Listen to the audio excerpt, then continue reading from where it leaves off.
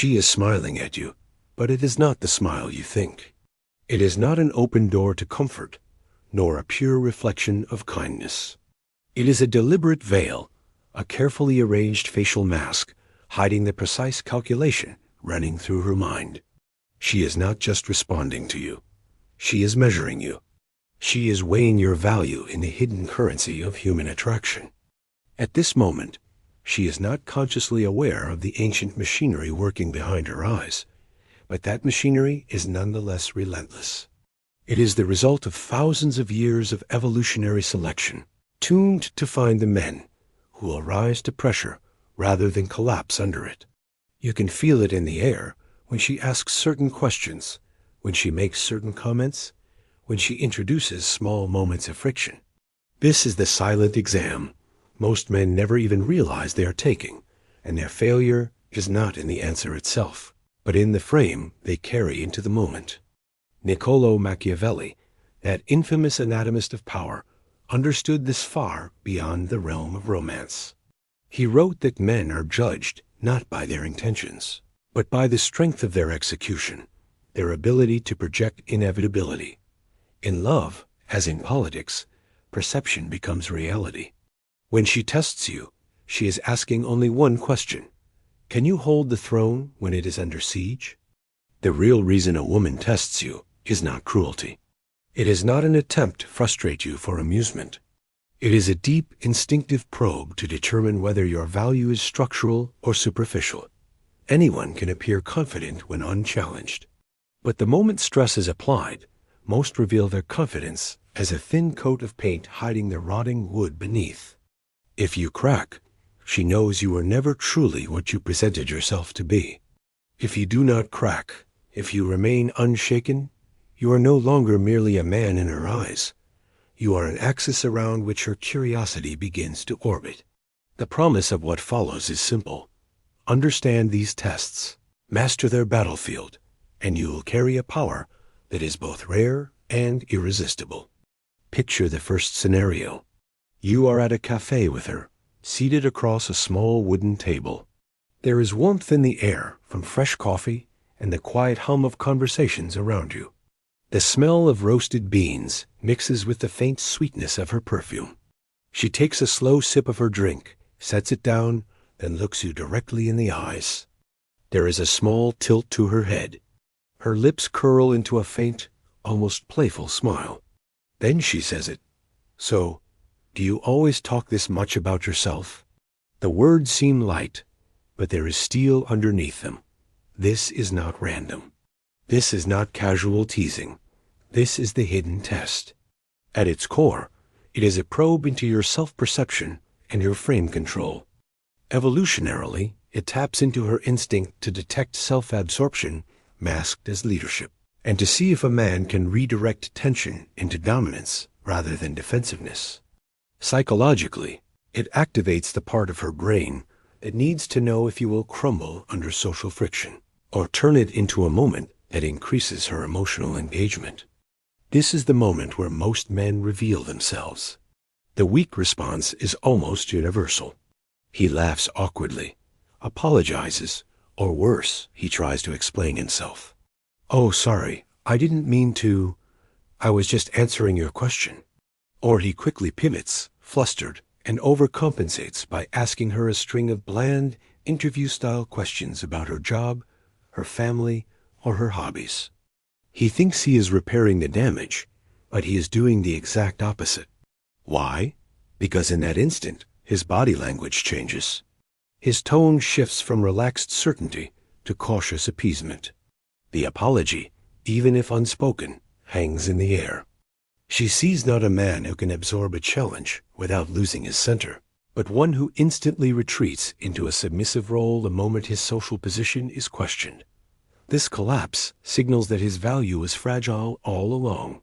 From a Machiavellian perspective, he has abandoned the appearance of control, which is more damaging than losing control itself.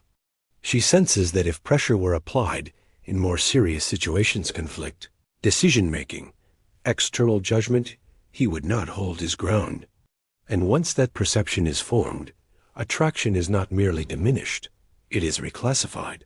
He is no longer a figure to test for strength, but one to manage or dismiss entirely. The power response here is not to sidestep her comment, nor is it to defend yourself. It is to remain entirely unmoved, to treat her words not as a disruption to your frame, but as raw material to reinforce it. You look at her with the same relaxed focus you had before she spoke, letting a faint, amused smile form, as if you have just caught her trying something bold. Your tone stays steady, your body language loose.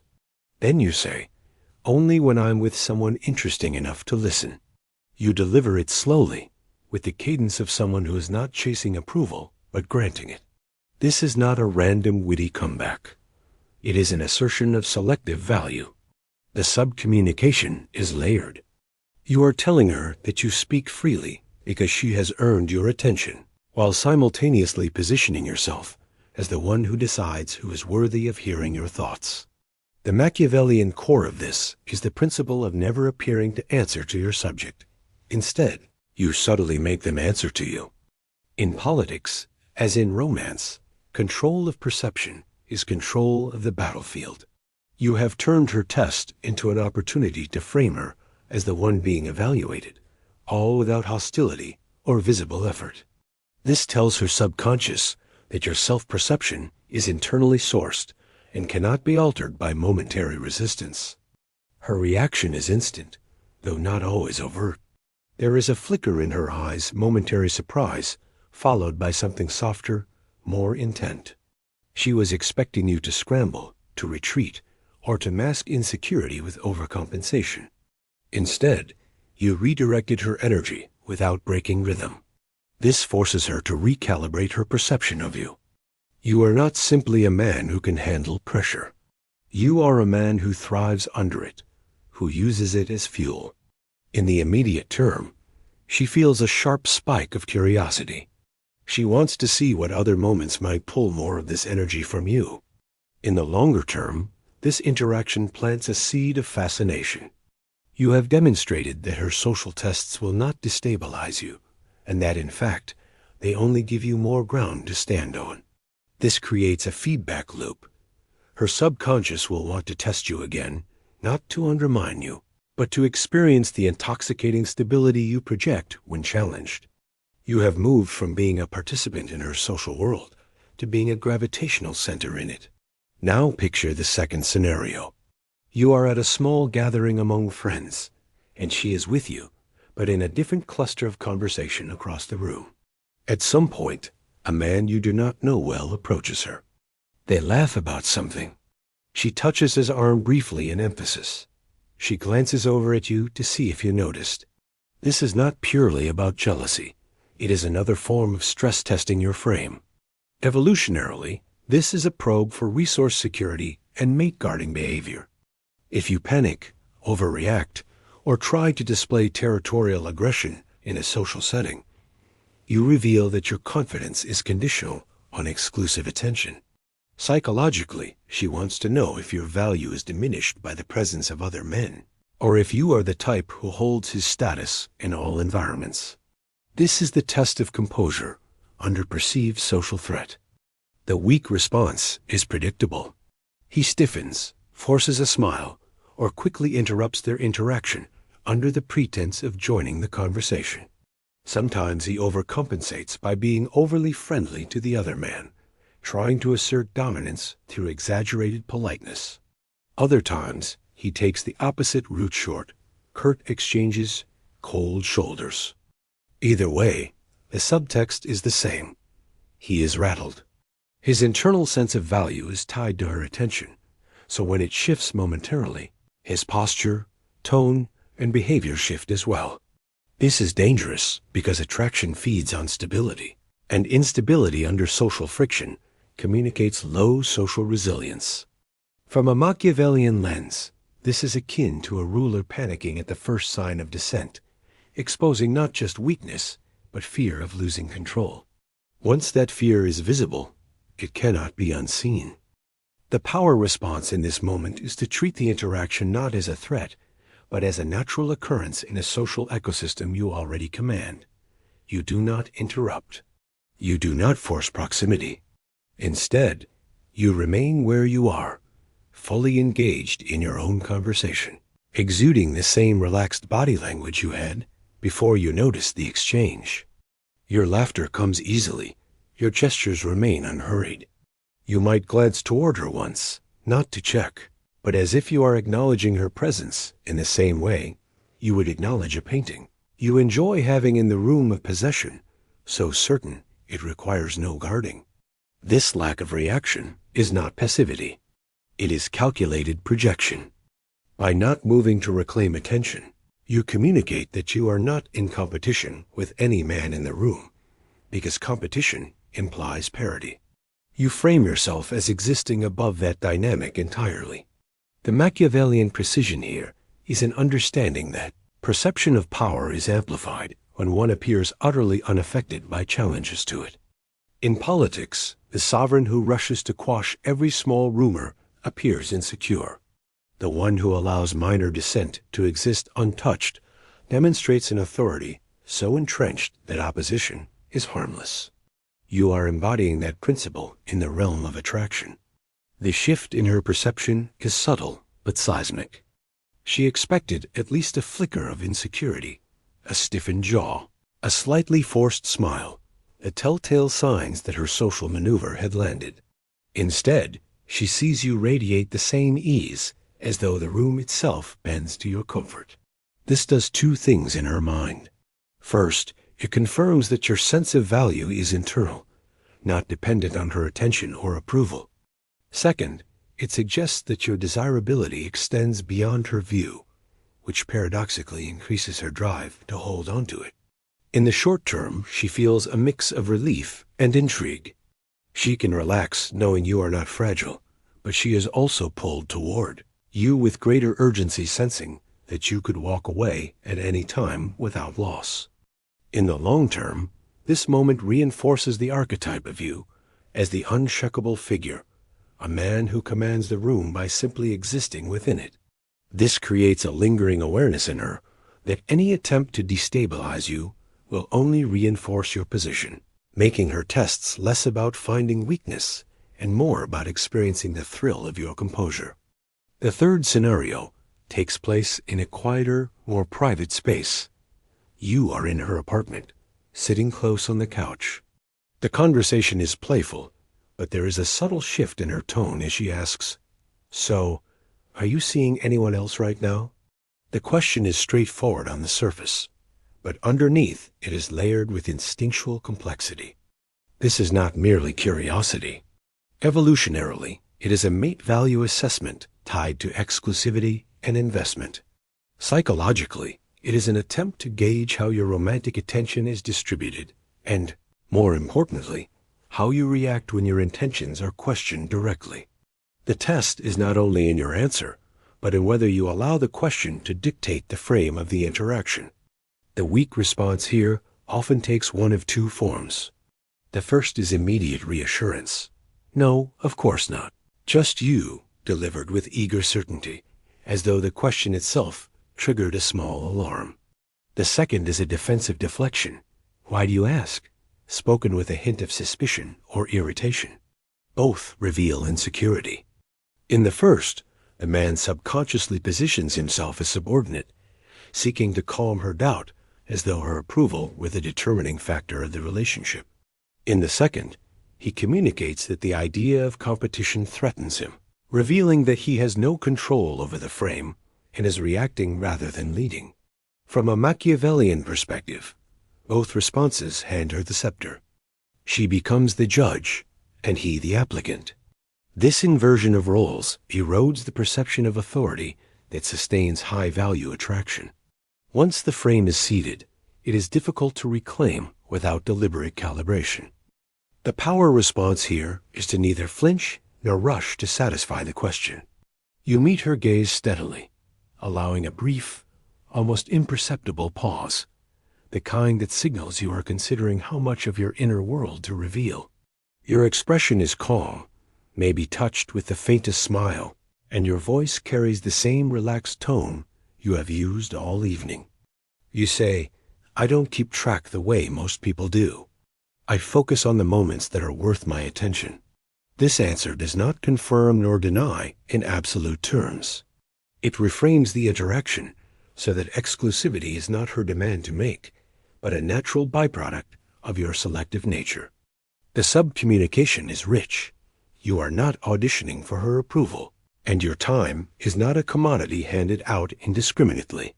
You have signaled that you are a man whose presence is rare and self-curated, the kind who would naturally inspire others to want exclusivity without having to promise it. Machiavelli's principle here is simple: never bind yourself unnecessarily. Never give away the full map of your intentions, and always retain the advantage of uncertainty. In romance, as in politics, the one who keeps others wondering holds the higher ground. The shift in her perception is immediate. She is no longer processing a simple yes or no. She is digesting a far more compelling reality. You cannot be easily categorized. A pause before your answer makes her lean in, not physically perhaps, but mentally, because you did not treat her question as a command that required immediate compliance. In the short term, this creates a spike in her intrigue. She feels an urge to discover more about the boundaries of your attention and whether she can secure more of it. In the long term, it deepens the impression that you are a man whose value is not negotiated but experienced, one whose loyalty would be a privilege to earn. Her tests will now subtly shift from trying to expose weaknesses to trying to prove herself worthy of your investment, which is exactly where you want the dynamic to be. The fourth scenario takes place in a moment of slight social embarrassment. You are walking together through a crowded market, and you make a small mistake perhaps. You mispronounce the name of a foreign dish at a food stall, or you accidentally take a wrong turn when leading her somewhere. She notices and teases you lightly in front of others. Wow, and here I thought you knew your way around.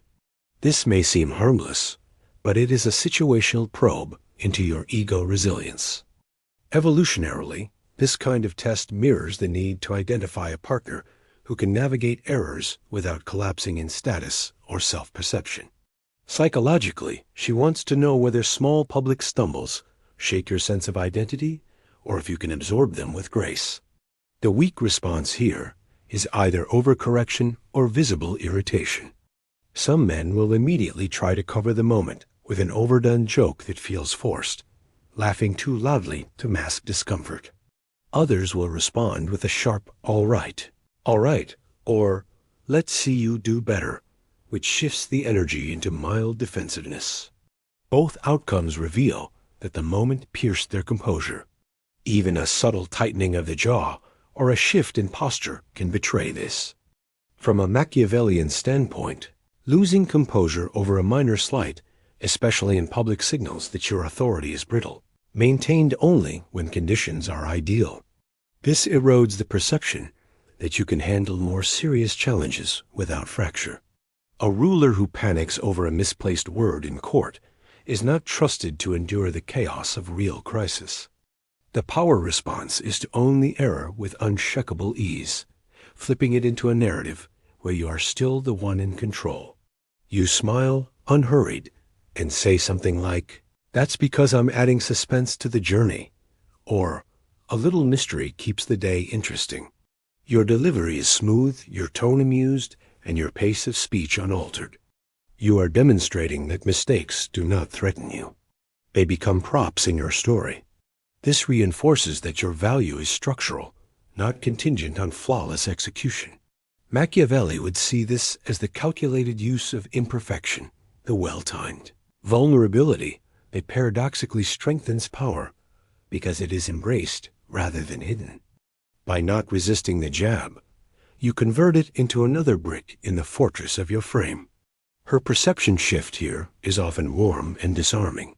She sees that you are not just resistant to embarrassment, you are immune to it in a way that makes others want to be near you.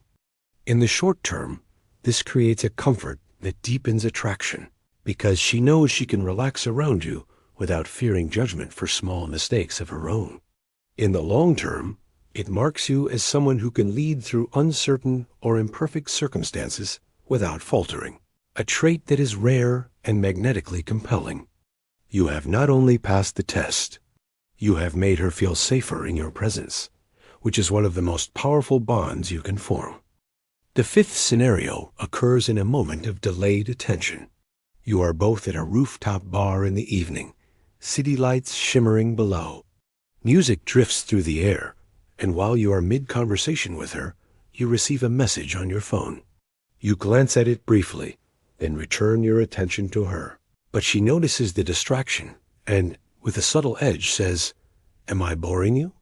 This is one of the most direct frame challenges she can deploy. Evolutionarily, it connects to the primal fear of resource allocation, whether your mental and emotional presence can be diverted easily. Psychologically, it is an inquiry into whether you see her as a priority or if your attention is a currency you spend without care. What she is really testing is not whether you are bored, but whether your internal state is independent of her attempts to control it. The weak response here comes in two predictable forms. The first is an immediate apology. No, sorry. I was just checking something, spoken quickly, tone dipping into appeasement. The second is defensiveness. It was important, or I was only looking for a second. Both collapse the frame because they accept her premise, that she is the authority deciding whether your attention is appropriately placed. In the first, you submit outright, signaling that her disapproval dictates your actions. In the second, you still submit by justifying yourself, revealing that her opinion has enough sway to force an explanation. From a Machiavellian lens, both are political suicide. A ruler who explains his every move to the court invites the perception that he rules by permission rather than decree. The power response is to bypass the defensive frame entirely and inject a sense of deliberate mystery. You look at her evenly, a slight half-smile forming, and say, "You couldn't bore me if you tried." That was something else entirely. Then you smoothly pivot back into the conversation without elaborating further, perhaps even returning to a topic that puts her at the center of intrigue. This keeps her from locking you into the role of the accused, and instead frames you as someone whose attention shifts for reasons she cannot fully access. The subcommunication here is critical. You are telling her that your mind moves according to its own rhythm, and that while she holds a place within it, she is not its sole occupant. Machiavelli's wisdom would frame this as keeping the counsel guessing, never revealing the full scope of your motives, ensuring others feel compelled to earn access to your inner world. Her perception shift here is potent. In the short term, she feels a jolt of curiosity. What was something else entirely? Was it urgent? Was it unrelated to her? The lack of detail forces her to imagine, and imagination is the most powerful engine of emotional engagement. In the long term, you have reinforced the perception that your attention is a precious resource, one that moves fluidly but never frantically, and always on your own terms. This generates a subtle but persistent motivation in her to capture and hold more of it, not because you told her she should, but because your behavior made her feel it was something worth pursuing. You are no longer the man trying to hold her gaze. You are the man she is trying to keep from glancing away. This brings us to the practical arsenal you now hold. Across these 5 scenarios, the principle remains constant. Never allow a test to shift the source of your value outside yourself. In the cafe, you reframed her jab into a compliment on your selective attention. In the social gathering, you held composure in the face of potential competition. In the exclusivity probe, you introduced strategic ambiguity that deepened intrigue. In the public embarrassment, you embraced imperfection as a sign of strength. In the attention challenge, you maintained mystery while reaffirming her importance. These are not isolated tricks. They are applications of a singular thesis. Your frame is the throne, and you never step off it, no matter the conditions. The conclusion is simple but unyielding. Women test you because it is in their nature to seek proof that a man's confidence is real, structural, and immune to erosion. Most men fail because they treat these moments as interruptions rather than opportunities. Machiavelli understood that the essence of power is not in the absence of challenge, but in the ability to remain unshaken when challenged. If you can hold your frame under her most subtle and her most direct tests, you become not just a man she respects, but a man she cannot stop thinking about. Every future interaction will be colored by the memory of your composure, the way you made her feel both secure and challenged at the same time. So as you leave this video, carry this truth into your next encounter. The tests will come, sometimes with a smile, sometimes with a spark of friction. When they do, you will not brace for impact or rush to defend. You will meet them with the calm certainty of a man who knows he does not answer to the moment answers to him. And when you master that, you will no longer be passing her tests. You will be writing them.